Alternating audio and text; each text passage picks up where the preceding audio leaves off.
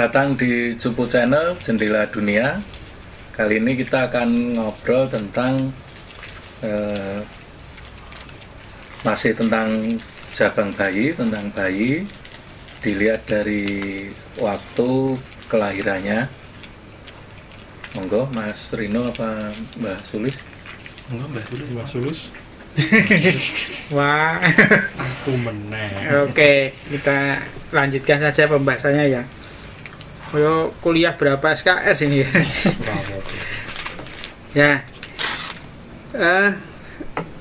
dari episode yang lalu mengenai Borampe, kemudian Sajen dan filosofinya sudah dibahas kemarin. Kita menginjak ke watak pembentuk pribadi bayi. Bayi itu wataknya itu bisa dipengaruhi oleh berbagai faktor. Contoh yang paling awal sebelum bayi itu lahir, itu bila orang tua tidak menghendaki bayi, itu biasanya nanti ada usaha orang tua untuk penolakan itu bisa berwujud mau menggugurkan. Nah itu kalau tidak berhasil dan bayi itu menjadi lahir, minimalnya itu yang terjadi, anaknya menjadi agak wangkal, kandani angel, itu dibilangin nggak mau, udah kayak seperti kerasnya itu menyerap kerasnya orang tua untuk nganu dia, terjadi perlawanan. Kalau secara psikologi, Ya. fisik bisa jadi cacat ya. Nah makanya minimalnya itu, besarnya itu fisiknya bisa terjadi kecacatan. Ya intinya cacat fisik dan mental Ya. bisa menyebabkan itu. Tuh, makanya bayi itu kalau sudah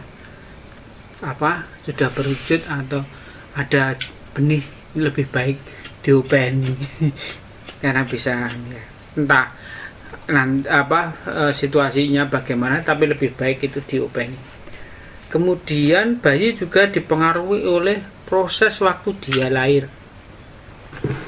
Bagaimana posisi dia lahir itu? Zaman dulu kan ada yang dikatakan lahirnya sungsang, artinya keluar dari nggak dari kepala dulu, maka itu akan menimbulkan bayi itu menjadi ya agak wangkal, agak gimana ya, nyele sendiri.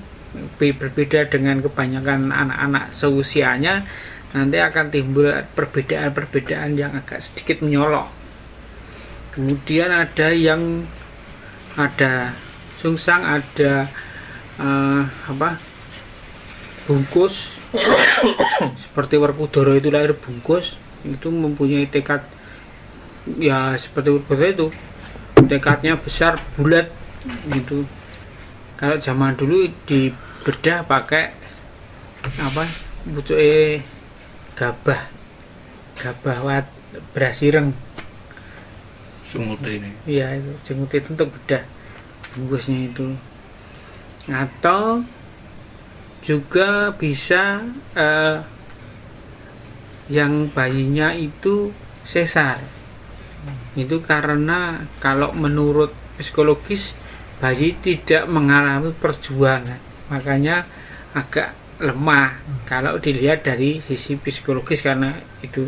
Tapi karena sekarang sudah hampir sebagian besar banyak yang sesar, ya hal itu menjadi tidak kelihatan. Kembali yang tadi Mbah, yang Ya. mungkin sebelum bahas berikutnya itu ada yang menarik tentang bayi yang sebetulnya bukan tidak dikehendaki ya, lahir belum waktunya itu mungkin keguguran. Ya. Nah itu ini bukan aborsi ya, keguguran ya.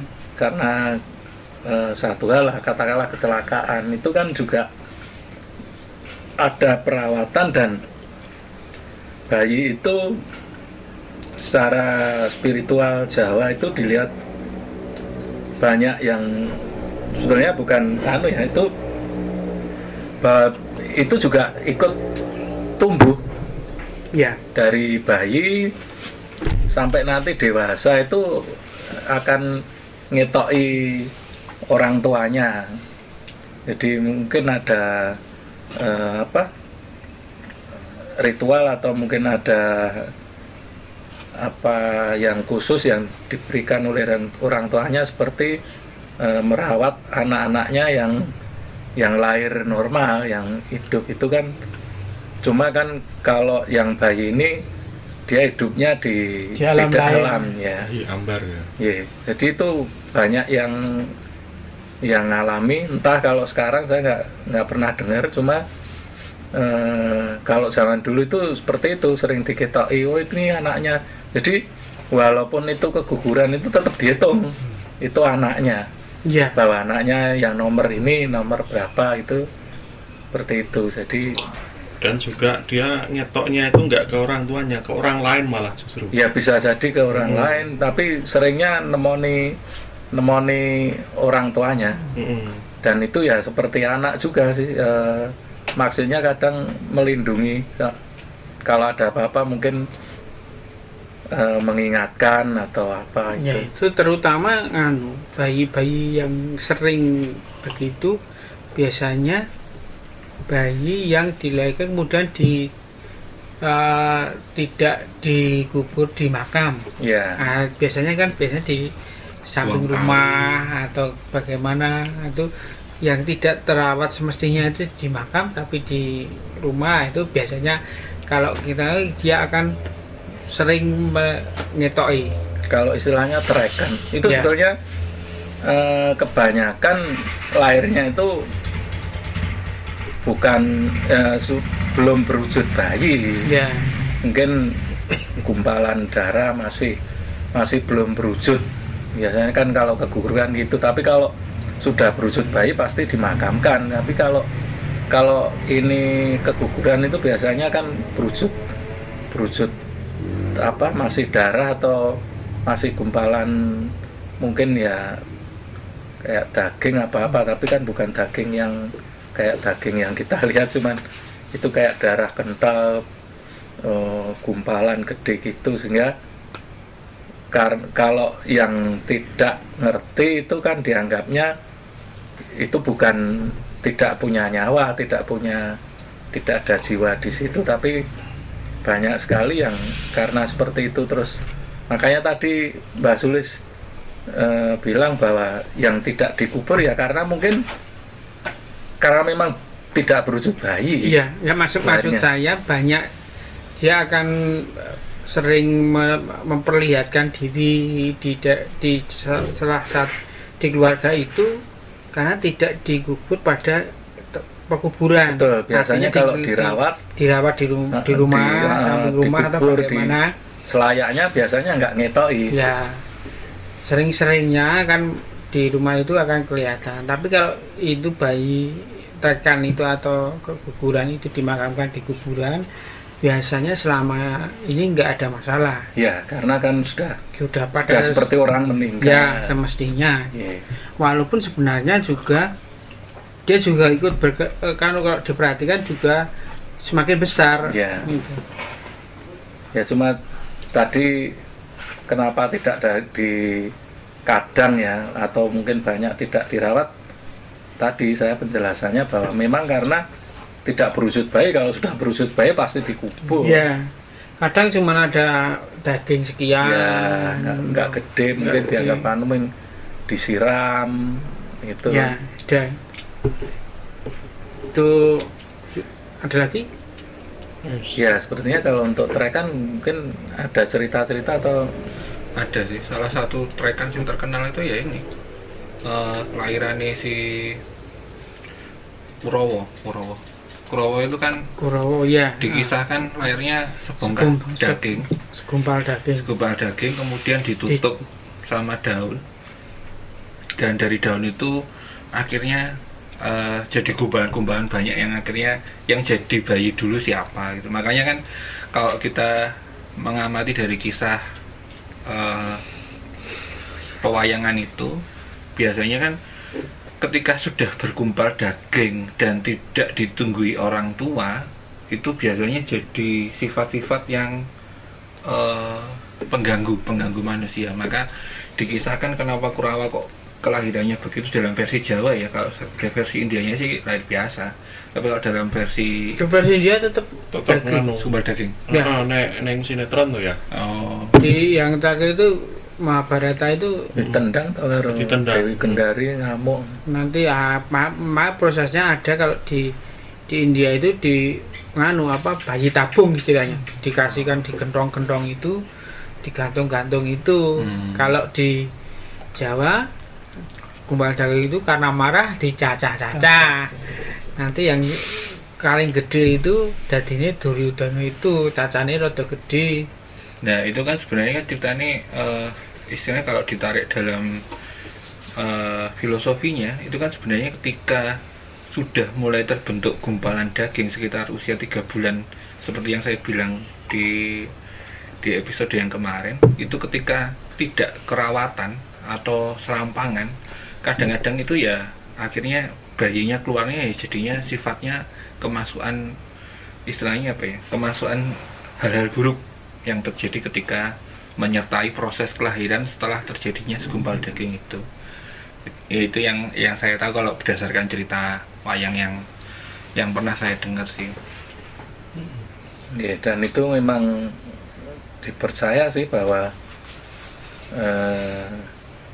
hasil guguran itu atau trekan itu kalau tidak dirawat ya sering datang dan tumbuh dari anak sampai gede. Kadang minta apa. Jadi di tempat teman saya sampai minta nganu rok.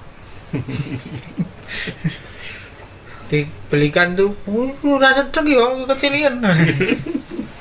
Tapi itu nggak lama sih, maksudnya ada yang sampai dewasa, tapi ada juga yang cuman sementara terus pergi hilang. Yes, Atau lanjut. sudah dianggap sudah selesai dan dia nggak datang lagi, mungkin udah pamitan sama ibunya. Saya bukan ibu jadi nggak pernah dipamiti. Itu ya dari Kalau yang belum, monggo Mbak. ya kemudian bisa juga di bayi lahir itu sifat-sifatnya juga dipengaruhi oleh hari kelahiran. Ya, yang normal Mbak. Ya, yang bayi normal lahir itu biasanya hari kelahiran. Makanya di Jawa itu dikenal dengan neptu itu ya. Itu jumlah weton itu hari dan pasaran, karena di Jawa Tengah, Jawa itu suku Jawa diketahui mempunyai Poncoworo dan Saptoworo. Artinya hari-hari itu ada yang 7, ada yang 5. Dari jumlahnya itu juga akan mempengaruhi sedikit banyak mempengaruhi watak di kemudian hari si bayi itu. Contohnya begini. Contoh hari kelahiran Minggu Pon. Kita lahirnya Pon itu ya, Pon. Kalau di Pon itu unsurnya unsur angin. Nah, menjadi watak itu seperti angin juga. Artinya seperti angin ya, dia memberi keputusannya sering bimbang, tidak tidak mantap, tidak bisa tidak secara terus saya milih ini, itu nggak bisa. Dia akan bimbang, konsisten. ini apa itu gitu. Tapi ada positifnya juga, karena sifat tangan itu untuk semua orang, maka pengabdiannya itu untuk semua dan dapat dirasakan oleh orang banyak. Dia juga memberi kehidupan atau semangat terhadap lingkungannya. Itu contohnya.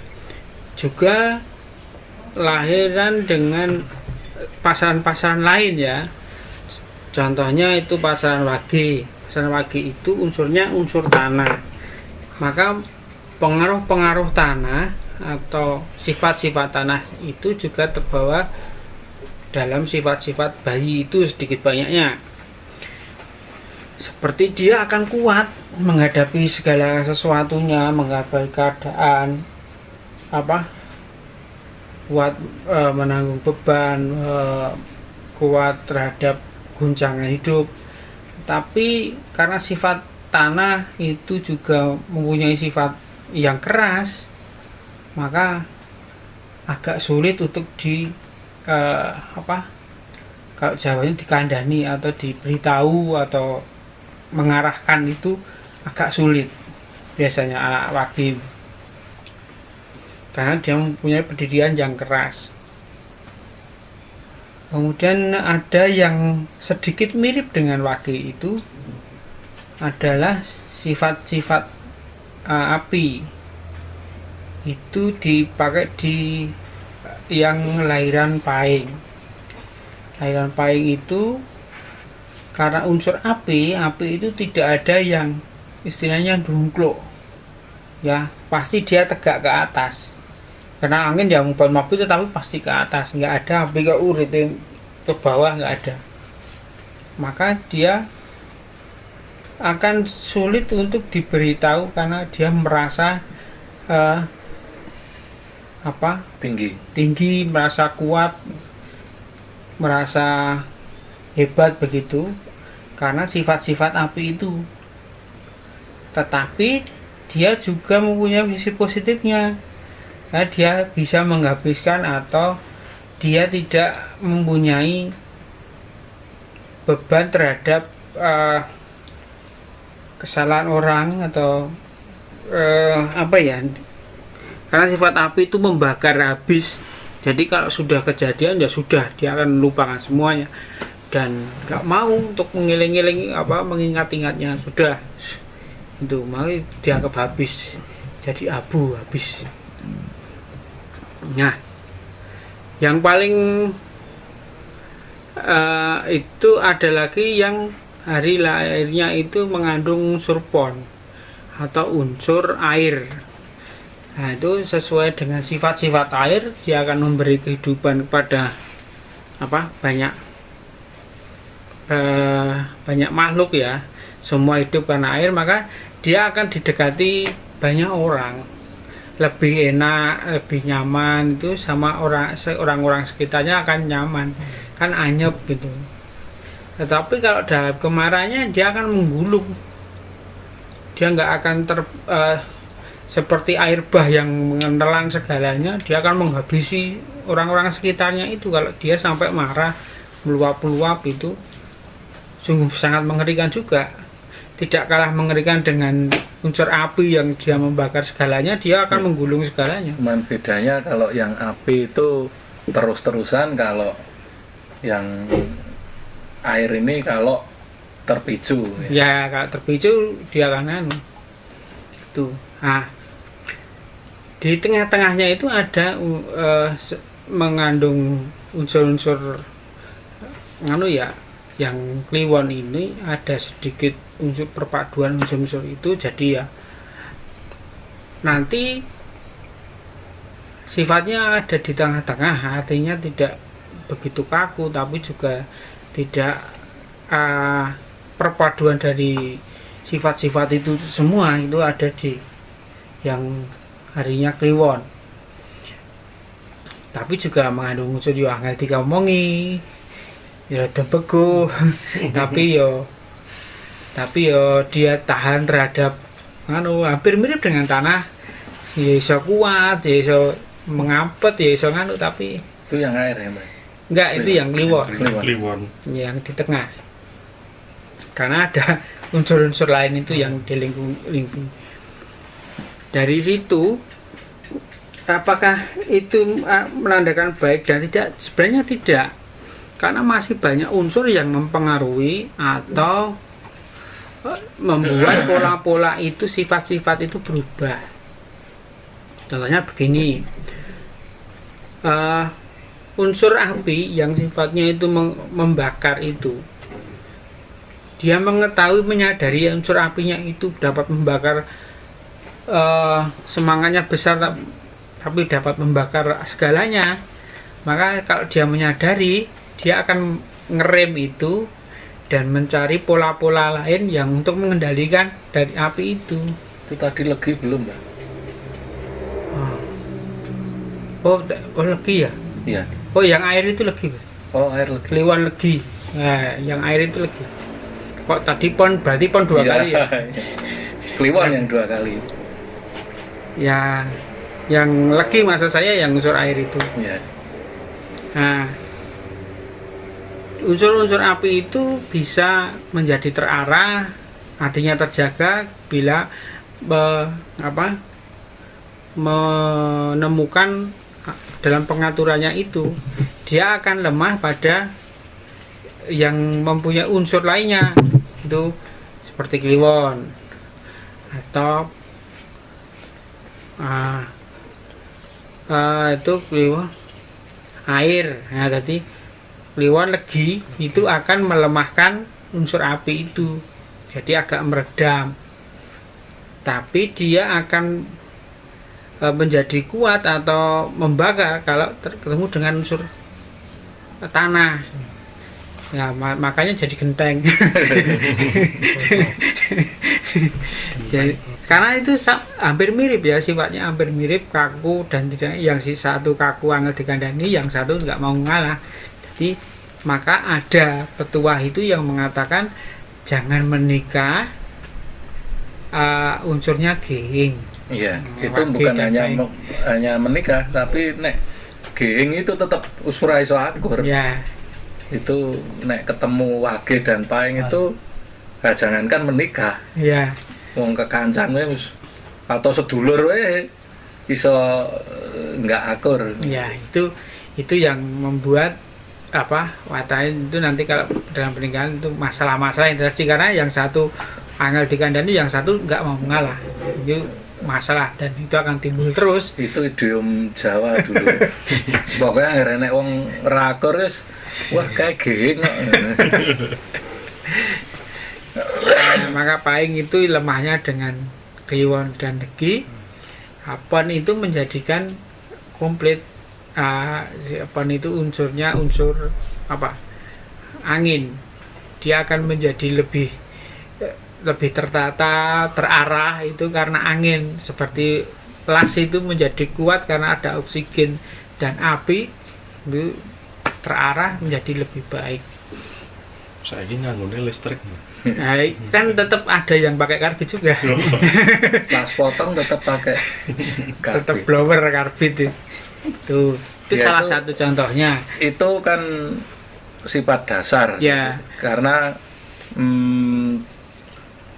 tidak bisa satu orang itu memiliki cuman satu, pengaruhnya masih banyak. Masih banyak, ya. Jadi sebetulnya kan bukan masalah baik buruk ya, semua itu sama ya. Dari angin, air, api, tanah tadi itu sama, wong ya. Itu kodrati manusia. Ya. Kan pasti ada positifnya dan negatifnya. Nah, betul. Yang jadi masalah itu bagaimana kita mengenali kecenderungan watak kita dan supaya bisa mengendalikan kemana fungsi watak tersebut kan. Kalau kayak api semangat ya diambil semangatnya ya. jangan ke kemarahannya, meredamnya kayak gitu kan. Dan itu nanti wataknya masih dipengaruhi dengan hari, terus waktu ya. Dan yang pasti banyak itu juga lingkungan, ya banyak cara mendidik orang tua dan sebagainya. Tapi sifat dasar itu genetik, jadi tetap orang akan seperti itu. Nanti tinggal pemolesan dari lingkungan, dari orang tua itu seperti apa kan. Kalau saya pikir seperti itu. Ya itu kan disinggung masalah dari pasaran itu. Ya. Kemudian kita singgung watak-watak berdasarkan waktu dia lahir. Waktu dia itu jamnya berapa? Ya. Contohnya begini, Waktu julung wangi atau julung kembang itu lahir yang pada bayi lahir pada waktu saat, pagi hari, waktu biare srengenge.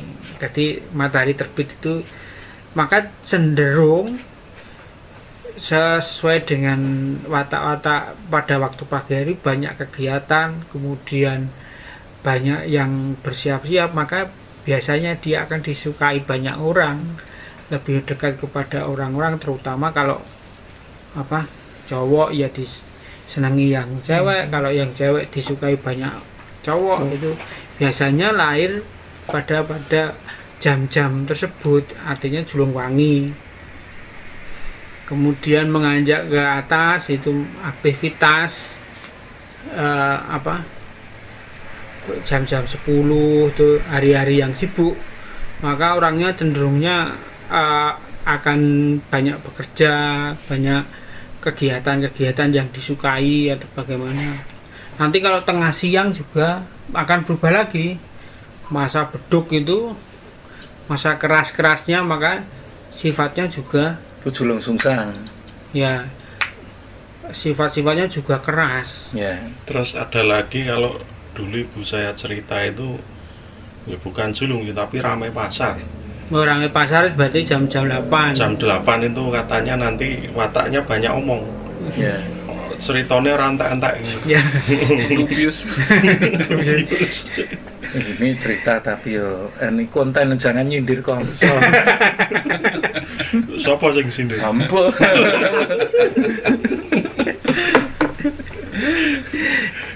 Jadi julung sungsang. Sungsang itu karena bolak-baliknya hari itu kan pada itu, makanya dia jiwanya keras, bisa meluap-luap itu pada.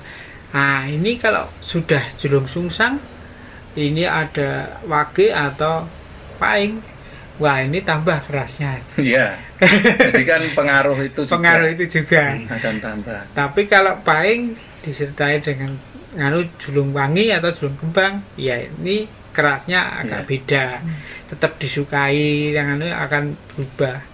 Kemudian setelah siang, kemudian sore itu ada waktu julung wujud, julung caplok. Ya, julung caplok. Kalau julung caplok itu pas matahari terbenam. Ya, matahari terbenam. Itu katanya juga harus diruat. Nah. Ya, ini karena mitos zaman dulu itu mudah diterkam oleh hewan buas. Julung caplok itu artinya diterkam macan itu kalau zaman dulu. Makanya jangan bekerja di yang serati macan kan. Dulu serati macan ya engko padha karo mula mangani gebuk ini. Oh, ora cokot-cokotan. Bekerja di kebun binatang. Iya, jangan bekerja di kebun binatang, karena terutama yang makhluk-makhluk buas. Kalau julung caplok itu katanya ruwat itu nyembelih kambing gendit. Ya. Kendit tenan, orang kendit dicat loh. Di semir. Kendit itu kan sebetulnya kan tepung. Kendit ya, itu tepung, ada warna tepung. Itu dipercaya perlindungan kan. Ya. Mungkin baca ada yang nambahin apa? Nek yang julung kembang itu, kalau istilahnya ada yang istilahkan julung wangi, tapi julung wangi itu kan nama wuku. Nek julung kembang itu katanya kan disukai teman, itu juga katanya disukai hewan. Tapi kalau itu kan yang julung caplok kan nanti nek di hutan ini dicaplok macan. Ya. Nah, ini mau dilatih tok atau jare gitu loh. Malah nganyel. Ora rampora. Dimut boyo. Babras.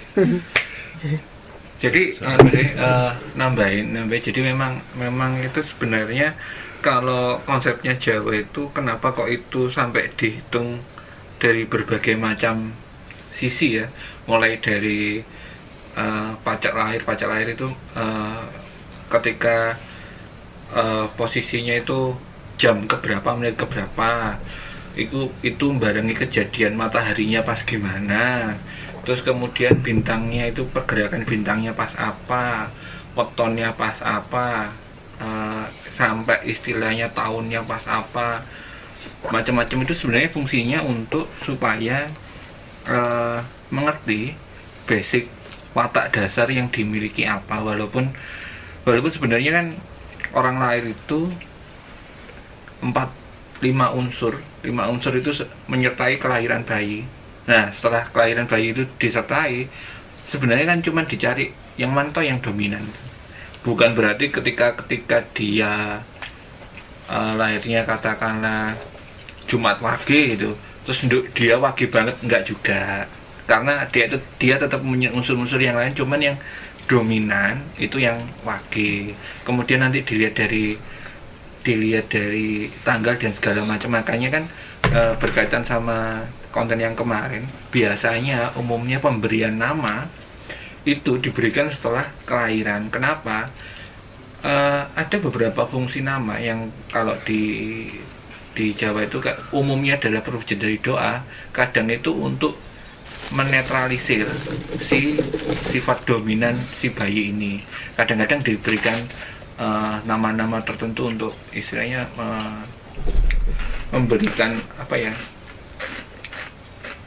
sesuatu untuk yang menjaga bayinya, entah itu memudahkan atau itu meredam sesuatu yang buruk di bayinya dan segala macam. Jadi memang pemberian nama itu kenapa kok di belakang setelah kelahiran, biar tahu dulu nih unsur apa yang dominan untuk si bayinya. Ya, bisa namanya itu untuk menutupi dari kekuatan itu. Contohnya api itu berapi-api, semangatnya terlalu besar, maka dikasih nama hening. Nah, jadi agak ya. Tapi kalau sifatnya air cuma dlosor, maka di nganu namanya Joyo. Joyo Indo. Nah, nama parapan kan biasanya ada tuh di tempat Parapan kan nggak dibancai. Harapan jadi itu Julukan.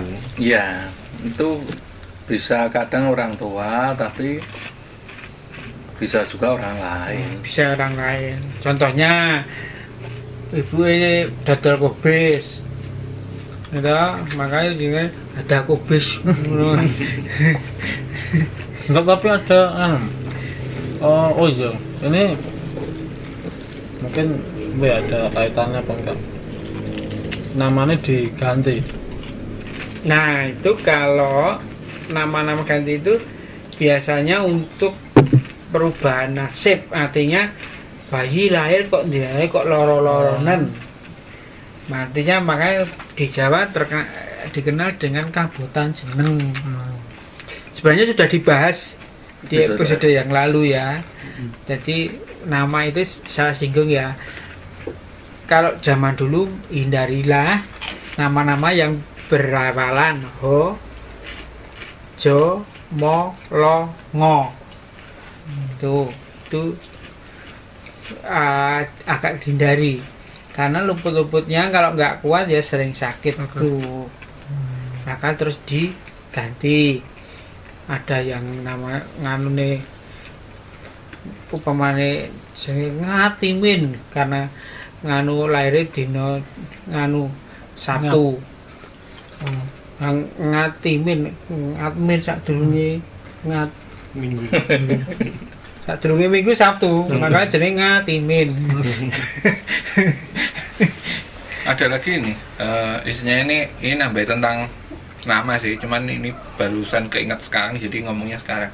Kaitannya nama sama weton. Ini kaitannya sama Hono Coroko. Jadi kan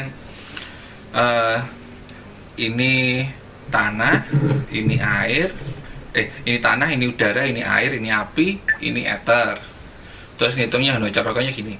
Hono Coroko Doto Sawala Moga Botongo Podo Joyonya Moga Botongo. Nah, nanti dari awalan atau dominan huruf dalam satu nama itu masuknya ke unsur yang mana. Nah, nanti katakanlah kalau dominan atau paling gampang awalannya katakanlah katakanlah nama saya Rino gitu katakan ya, Hono Coro, masuknya ke api.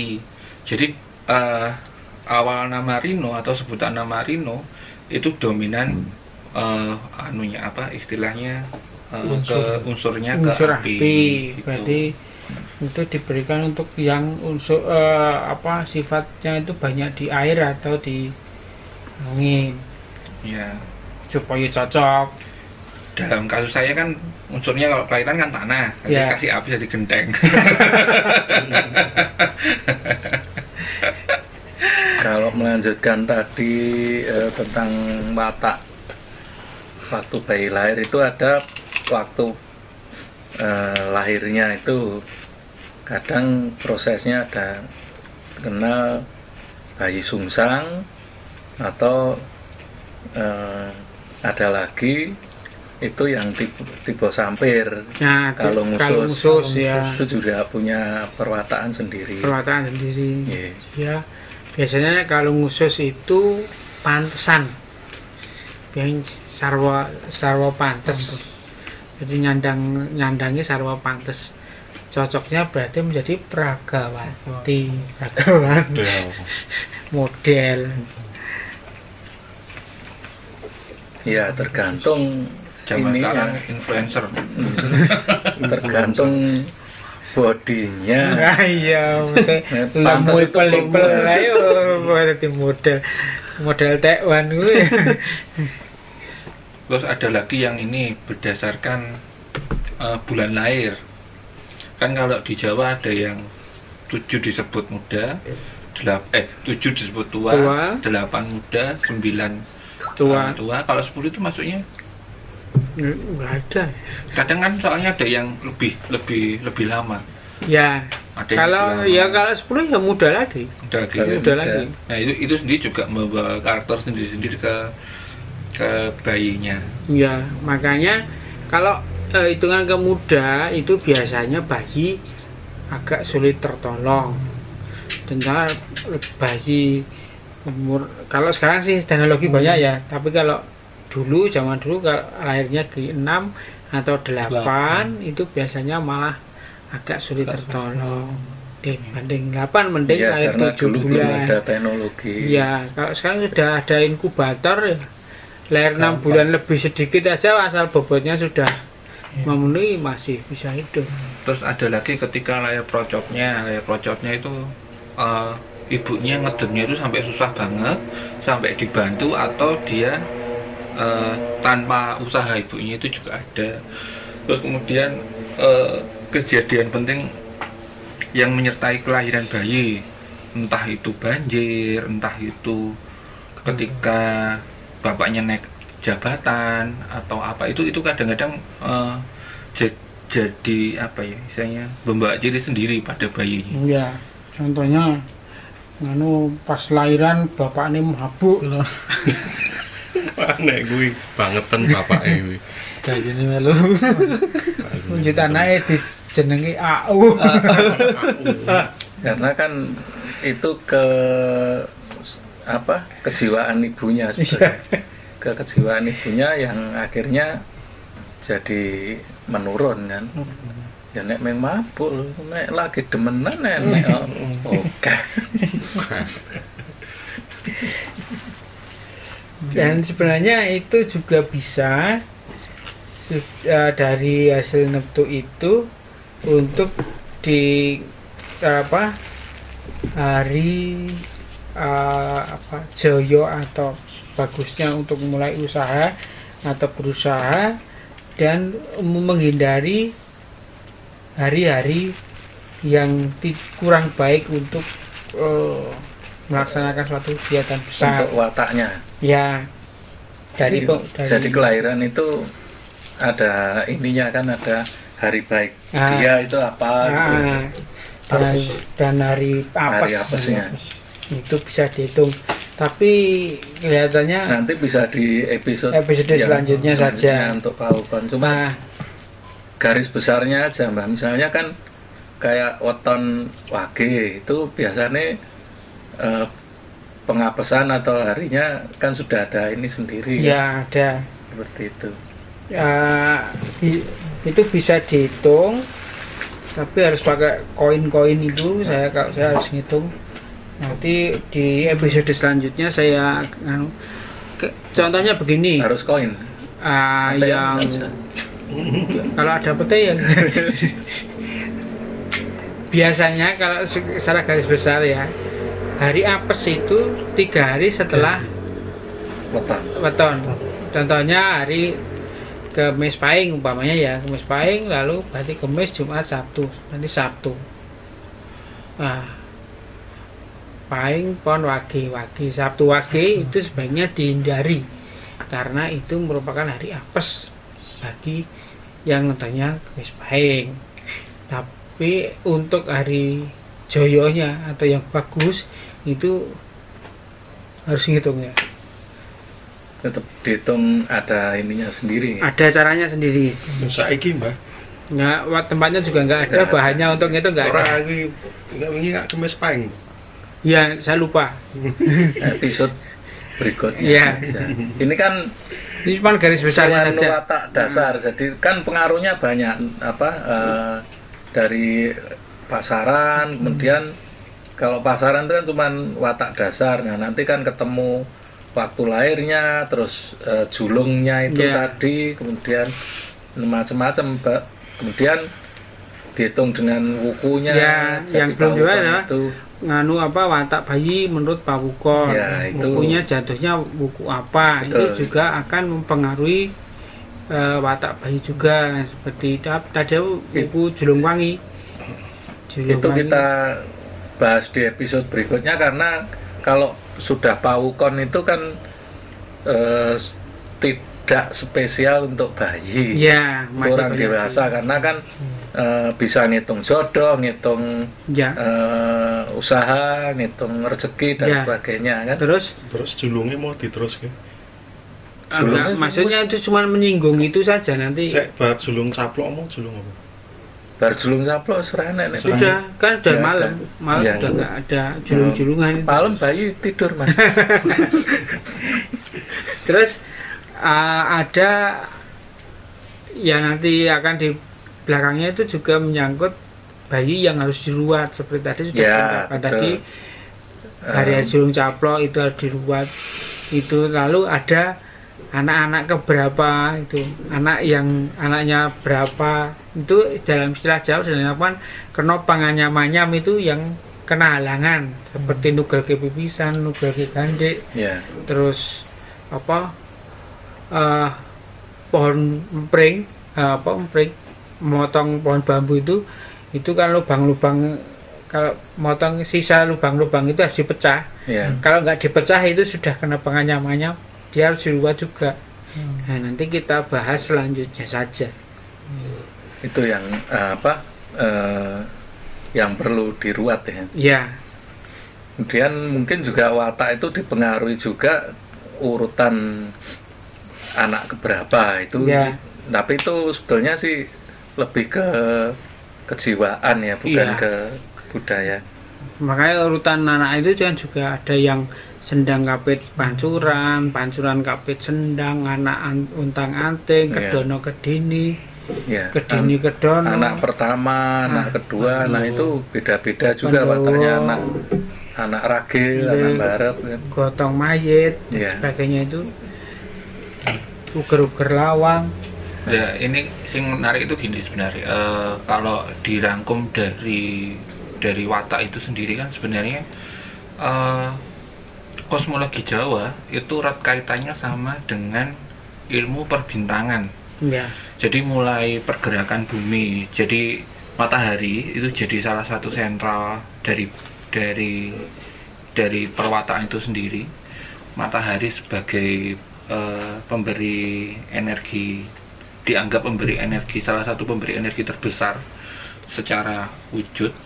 Terus kemudian gerak bumi yang menyebabkan terjadinya musim, kemudian putar bumi, rotasi bumi itu yang menyebabkan jadinya hari, dan kemudian Nah, hal-hal itu sendiri sebenarnya yang mendasari dari kelahiran si bayi. Jadi karena orang Jawa sendiri itu memahami tentang perbintangan dan gelombang elektromagnet, akhirnya menjadi dasar berpikirnya untuk sifat dominan.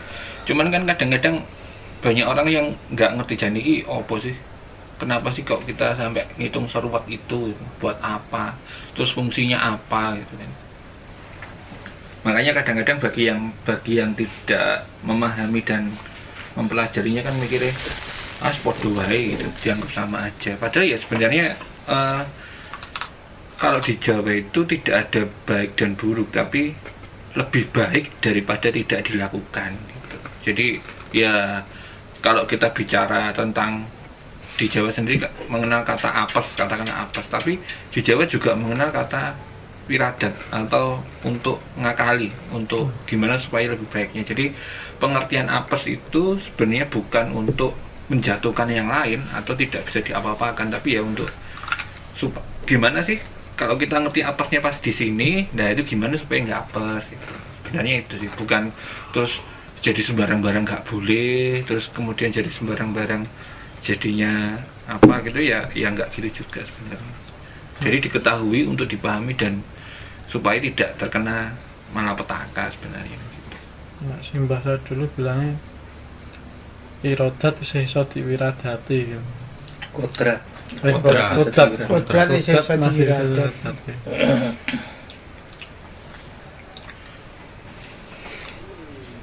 Ya, saya kira untuk perwataan dasar ketika bayi lahir kita cukupkan obrolannya sampai di sini.